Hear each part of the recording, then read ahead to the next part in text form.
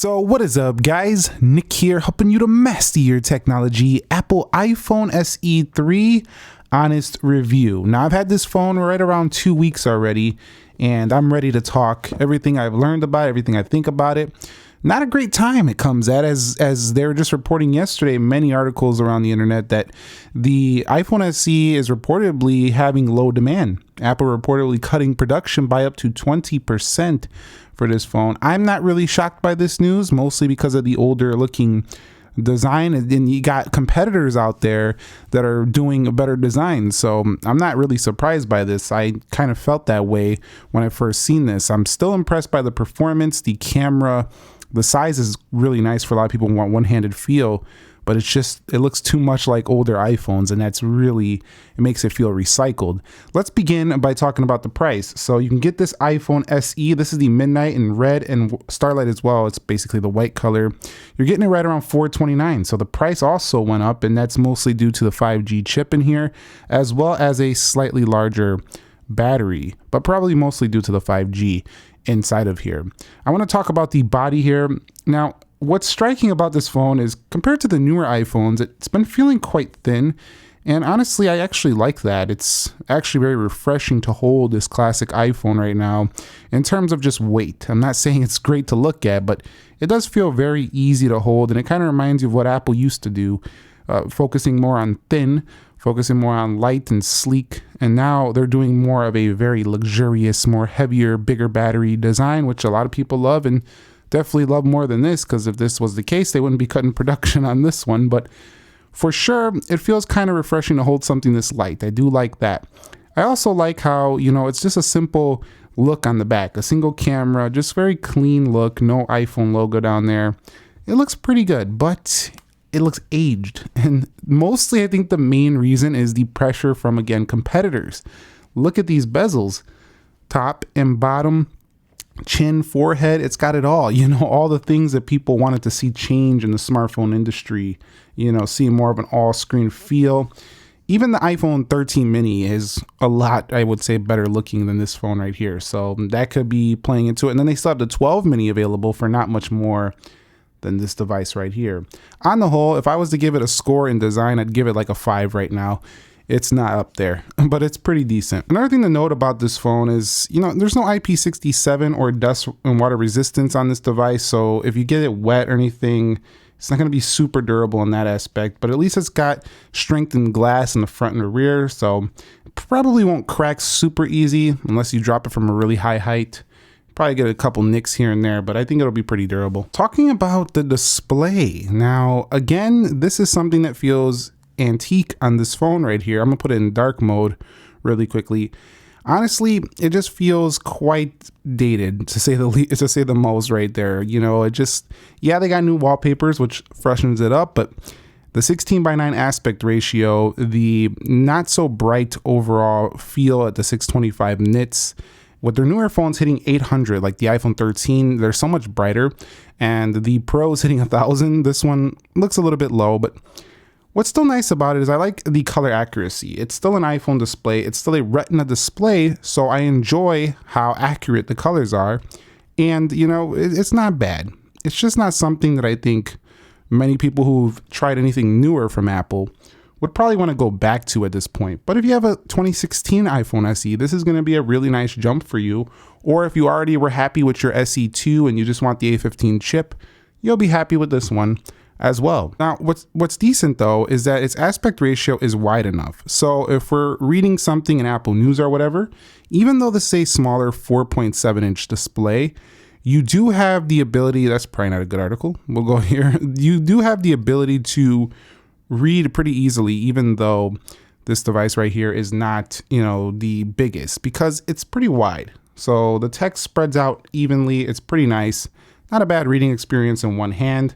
A lot of scrolling because it is a smaller phone, but it's not bad. And it's very smooth with iOS on here. So definitely not bad in this respect. One thing that I'm not a big fan of is the bezels when you're watching media or viewing photos. So once you start zooming in, like if you're looking at it like this, it doesn't matter, but once you zoom in, then you're reminded every time in landscape, like if you're watching a video, viewing photos in your gallery, whatever, those bezels, they're nice to hold on to, but they kind of get in the way there. So I'm kind of reminded that you want to kind of pinch out and you want to see more on the display. This would have been amazing with kind of like an all screen display here and maybe Touch ID underneath. Density is not bad, 326 ppi. I never really cared too much about it because, you know, it's sharp enough, and at this size, I'm not really pixel peeping. So even though it's nowhere near as sharp as some of the other phones, and if you put them side by side, you will notice, it also didn't make me too angry. It's pretty decent here. I want to move on to the area of performance with this device right here. So this is one of the most impressive areas of this iPhone SE3. It's actually what you'll be buying it for mostly, is how good this performance is. And I just really like how snappy everything feels on here. It reminds me so much of the iPhone 13 series. It feels exactly the same, like a 13 Pro Max, a 13 Pro, 13, not the smooth factor with ProMotion, just the overall A15 speed. It is solid. However, again, like I mentioned in my speed test, when you do hit the Touch ID button, it's a little bit of friction. You have to press this to go back. So you do have a little bit of a slowdown on that area. And then when you click through to go through again, and it's just a 1-2 to click in versus like a gesture-based OS, like on the other iPhones where you kind of just swipe through. It feels a little bit more natural, a little bit more fluid. Some people will like, though, that the control centers from the bottom, this could feel a little bit more natural than trying to reach up here on the newer iPhones. Up here will just bring you to notifications. So like I say, performance amazing on this phone. That's one of the areas you would buy it for. I would say software though on this device also pretty amazing. That it's just kind of weird that you're feeling this, you know, brand new iOS experience from 2022 on a phone that feels like it's from 7 years ago in terms of design. But it kind of feels a little bit fresh because they got new wallpapers on here. They have the A15, which makes it run like a boss. So it still feels kind of like a new phone, just kind of hiding in the shell of an older body. It still have, you know, the ability to go to app library. You got your grid of icons. You can still do the same actions where you can hide pages in iOS right here. You can still move those pages around. It's basically all the same stuff you'll find in an iPhone 13. So not bad in software, and several years of updates to come for this iPhone SE3. I do like how this phone has the ability to go up to 256 gig. That's a pretty decent value, but you got to pay more for it. I wish it just would have started at 128 though. I don't know how many people want 64 gigs today, but I would wager to bet that a lot of people at this type of phone or looking at this type of phone are not big into camera, taking 4K videos all the time and professional like video. I would guess that's not something that is something they would get this phone for. So 64 will probably be okay as well. Talking about that camera now. So you have a 12 megapixel tiny camera right there, but that tiny camera is actually quite good here on this midnight iPhone SE3. So if I do go to the camera section of this phone, you'll find that the actual HDR comes out very nice. I'm gonna show you some photos, some real photo samples in a second, but it just turns out very crystal clear. And it's very simple. Of course, you're gonna have to get a little more creative if you wanna get that wide angle. You're gonna have to step it back. You're not gonna be able to have a wide angle lens. And to zoom, you're gonna get more digital zoom. There's gonna be no optical zooming here.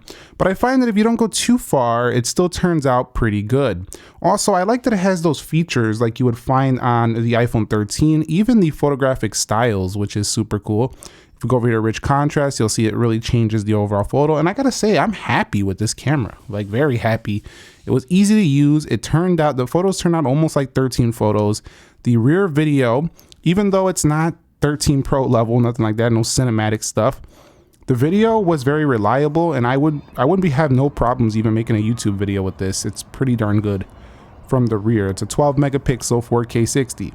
Now on the front, I'm not happy here. The front facing camera, it needs an update, like big time. It needs a 12 megapixel camera at least on the front, and it needs to do 4K 60 HD video at $430 plus tax. No, like there's phones that do better than that on the front. But I think in terms of phones in this price range, they might have 17 cameras, but the actual main sensor on the SE, they're probably not going to touch it in terms of focusing, just being crystal clear images and just having really good video performance. They're probably not going to touch that main sensor on the SE, and that's really a strong suit in the area of camera. In this area, I'm pretty happy with. The audio is not bad on this phone. 10R, the 11, the 10, they just felt good in the hand. They're easy. I mean, it doesn't blow me away, but I'm not disappointed. Like, I'm not going to say no to this phone for the speaker. It's not that bad at all. What's really strong is the fact that this phone has the ability to go into the 5G mode. So if you want to have 5G on board, you could tweak it off if you don't need it, but 5G is a really strong suit. And the phone call quality was strong as well, having very good Qualcomm performance on here with the reception and stuff. So I found this thing to be no problem in this area. Battery life is the main thing a lot of you might want to know about with the iPhone SE. And I can tell you that it didn't impress me, but unlike the SE2, I was not disappointed. I was like, this is average. This is adequate. This will do. Finally, this will do. So give me iPhone 12 mini. It's about the same as that one. It's not too much better than that device, but that wasn't too bad either. I mean, for people who want crazy long battery life, this is not your phone, but I'm finding it to get a solid day worth of usage out of it. Screen on time is going to be very variable between you guys, but for me, I averaged around 4.5 hours.